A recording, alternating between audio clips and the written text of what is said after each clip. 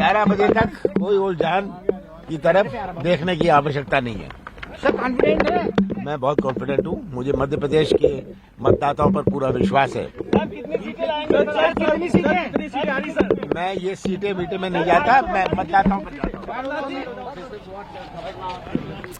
ये सीटें वीटें बोल दिया। हाँ, सीटें वीटें। अखिलेश वकीलेश जैसा है। अखिलेश वकीलेश कौन है? अखिलेश वकीलेश छोड़ो, उसी तरफ कह रहे सीटों वीटों में मैं नहीं चाहता।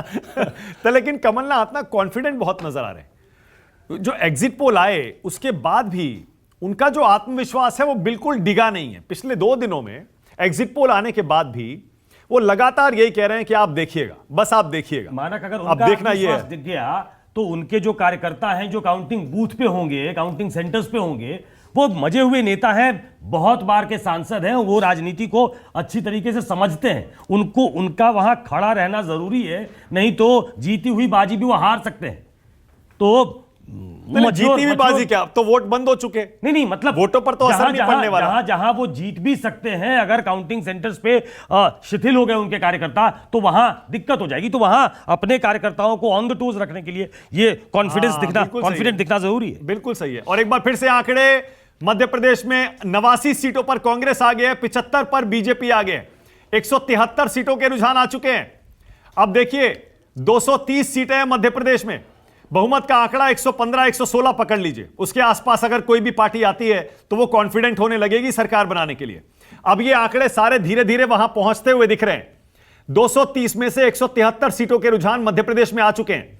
हालांकि अभी ईवीएम की गिनती बस शुरू हुई है, तो बहुत ही शुरुआती रुझान है। इसमें ज्यादा हो सकता है आंकड़ा पोस्टल बैलेट का हो। अभी यह आंकड़ा बहुत बदलेगा, लेकिन अब यह धीरे धीरे 100 के पास, 110 115 के आसपास जो भी पार्टी पहुंचेगी वो बहुमत के करीब पहुंचने लगेगी। उसी तरह राजस्थान में, वहां देखिए 199 में से एक सीट पर चुनाव नहीं हुआ है, 165 के रुझान आ गए। वहां कांग्रेस 85, बीजेपी 71, 100 का है बहुमत का आंकड़ा। वहां भी दोनों पार्टियों के आंकड़े जो हैं अब वो बहुमत के आंकड़े के करीब पहुंच रहे हैं। तो यह आंकड़ा इन एमपी और राजस्थान पर नजर रखिए। और इधर देखिए छत्तीसगढ़ में 83 सीटों के रुझान आ गए 90 में से।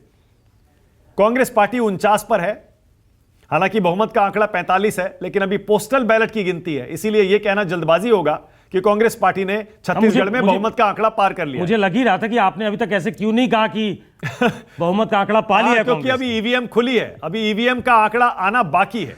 इसीलिए पोस्टल बैलेट में तो यह कह सकते हैं कि पोस्टल बैलेट में अगर कांग्रेस पार्टी आगे है और बहुमत का आंकड़ा छू चुकी है, तो उनके कार्यकर्ताओं के हमारी ये स्क्रीन देखकर और बाकी स्क्रीन भी देखकर हो सकता है उनके हौसले थोड़े बढ़ जाएंगे।